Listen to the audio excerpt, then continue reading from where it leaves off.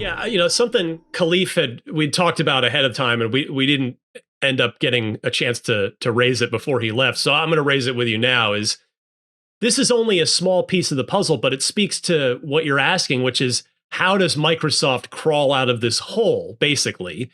And I want to come back to the Sony killing physical media thing and how it could relate to Xbox. And the way that I wonder is, does Microsoft double down on physical and include an optical drive, a Blu-ray drive in the Helix, and publicly commit, say, hey, we still believe in physical media. We want to help preserve this industry. We've been at the forefront of it with backwards compatibility for the last couple generations. Because you can speak to this better than I can, being more in the PlayStation ecosystem on Podcast Beyond. Like, Altano, it seems like, all right, I'll say it this way, and maybe some people in the comments won't be happy, but it seems like Sony, like, people don't seem to stay mad at Sony for their stupid shit nearly as long as they stay mad at Microsoft for their stupid shit. Mm-hmm. But this time, with this physical media thing, it doesn't seem like it's going away. No, and this is a big one. Yeah, I wonder if there's an opportunity, again, not that including a physical media drive, an optical media drive in your next console suddenly fixes all your problems, but this physical media rejection by Sony is landing so painfully and so strongly for a lot of people that I wonder if Microsoft did commit to it where Sony won't, if that might be one way where the door cracks open, and maybe some of those PlayStation people that haven't looked Xbox's way in 2 generations might look over and go, oh, well, maybe I should see what's behind that door. Yeah, I think any company that commits to continuing to print physical versions of games that aren't just a code in the box are going to win a lot of goodwill right now. The comments on we talked about this on Beyond this week, and I'm not shocked, but I was kind of surprised at how many people in the comments were like, the PS5 is my last PlayStation console. Yeah, I've been exactly. with PlayStation my whole life. This was a big one for them. I think this is up there with, which is funny because people are, the video of Shuhei Yoshida and Adam Boyes handing the game back and forth to each other, which, I would say changed the video game landscape forever. Oh, yeah. Right? It changed console gaming forever. It ended the Xbox One before it even launched. Yes. Yeah. And I think that what happened with Don Matrick that same weekend and all of the announcements around the Xbox One. We have a console for people that don't have an internet connection, and it's called an Xbox 360. Way to go, dude. Thank you. Baffling, right? I think that this is up there with that. Which is it's very ironic in the long tail of it all, because it's, them doing the opposite of that won them that moment, which I think won them the next 2 generations.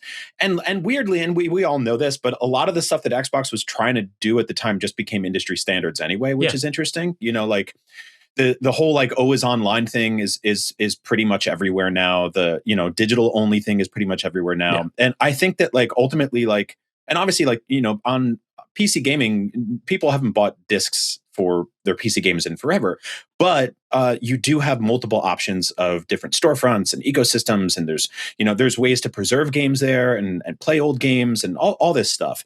And so I think that people are starting to look at these like really closed ecosystems, and they're like, yeah, I don't know if I want to buy into that, especially if it's $1,000 and only getting more expensive. What you say about adding a disc drive, I think is interesting. It would win them some goodwill.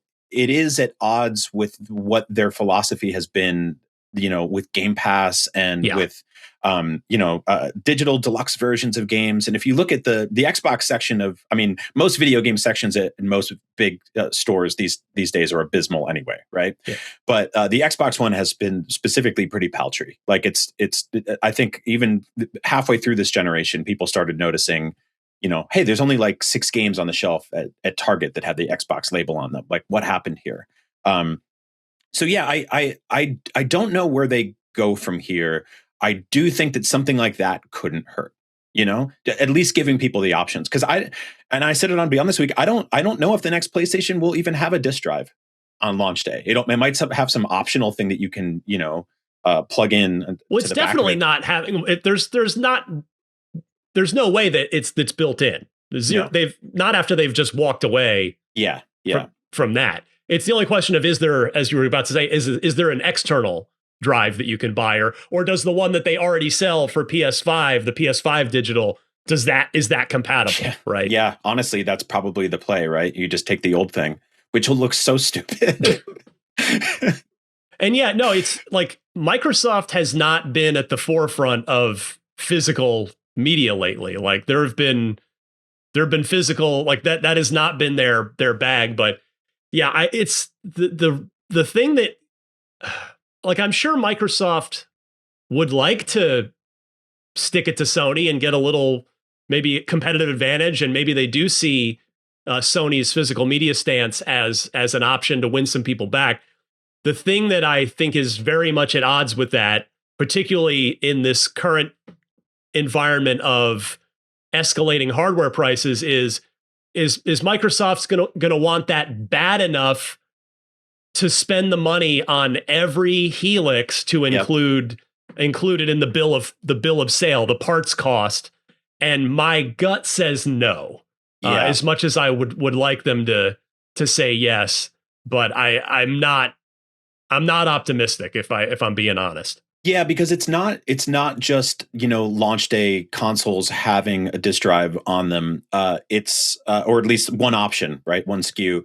It's also committing to printing every first party game on a disc for the rest of the generation. And they bought Call of Duty. That's the game that fills up everybody's hard drives every year, right? Like it's hundreds of gigs. And so you're looking at a situation where you're having you're putting games on multiple Blu-rays at some point, right? Like, and so I don't see them committing to it. That said, like if this is 15% of the player base right now, that's a significant number, right? Like if Sony lost 15% of PlayStation players from generation to generation, like heads would roll. That would be really bad. You want the number go up, right? not the opposite.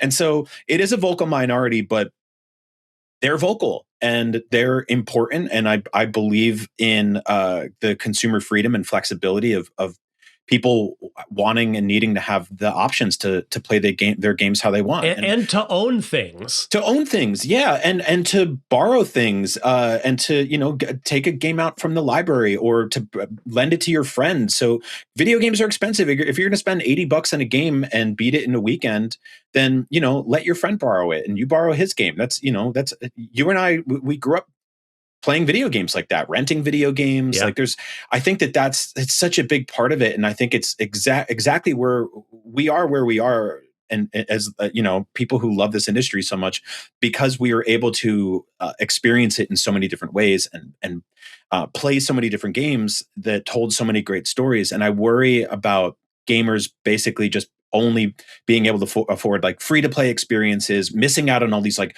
really awesome, gorgeous, incredible, groundbreaking, story-driven games because they're too expensive, and it doesn't make sense to spend $70-$80 on a game you're going to beat in a couple days that you won't ever see a penny back from because it's a digital file is locked to your account and you delete it and move on with your life.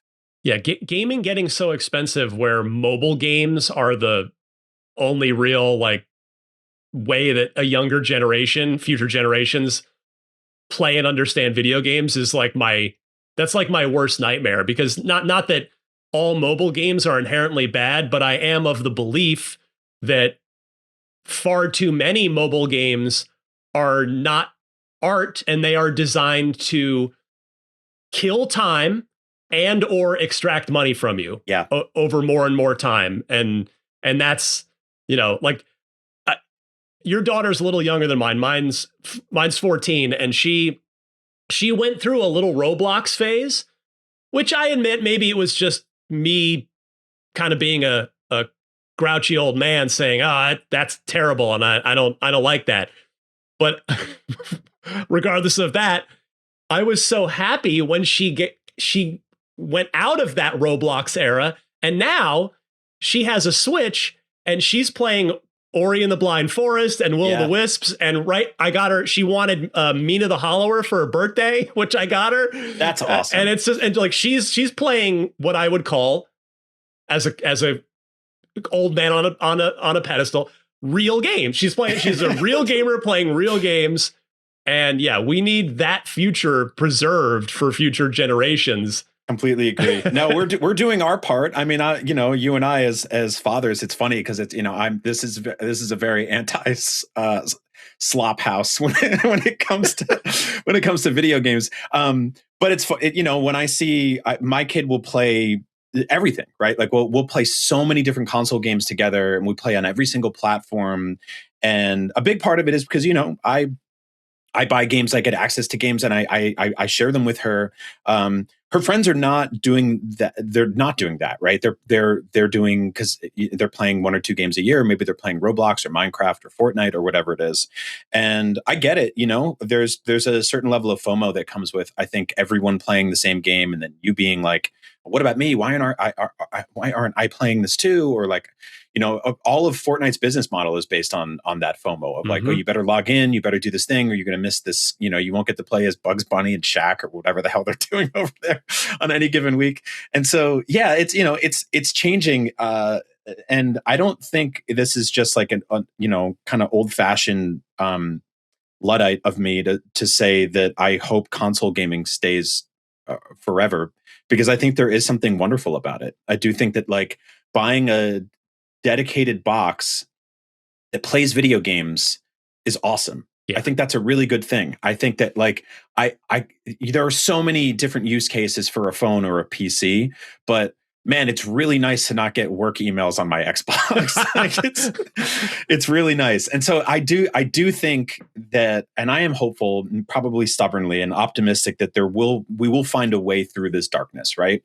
And that I think Xbox has been really smart about their whole sort of play anywhere strategy. I think this is an Xbox marketing campaign, probably not as good as they had hoped, but I think that the message there was good, which is, hey, like if you have this game and you love it, you can play it here. You can play it on your PC, stream it on your TV. Like I thought all of that, I really loved a lot of the stuff that they were doing this generation. Play anywhere, cloud gaming, quick resume, all of that stuff it was really smart. It was this really fascinating intersection of like intelligent hardware decisions and really cool, formative and futuristic software decisions, which is awesome. And I hope they keep that going, right? Absolutely. There's one more big topic we got to hit before we wrap up here. I know we've been talking for a while already. Thanks for checking out this clip from Unlocked, IGN's weekly Xbox show. If you enjoyed it, don't forget to watch the full episode at youtube.com/IGN Games. New episodes of Unlocked drop every Thursday on IGN Games, IGN.com, and your favorite podcast platforms. Thanks for watching, and we'll see you next time.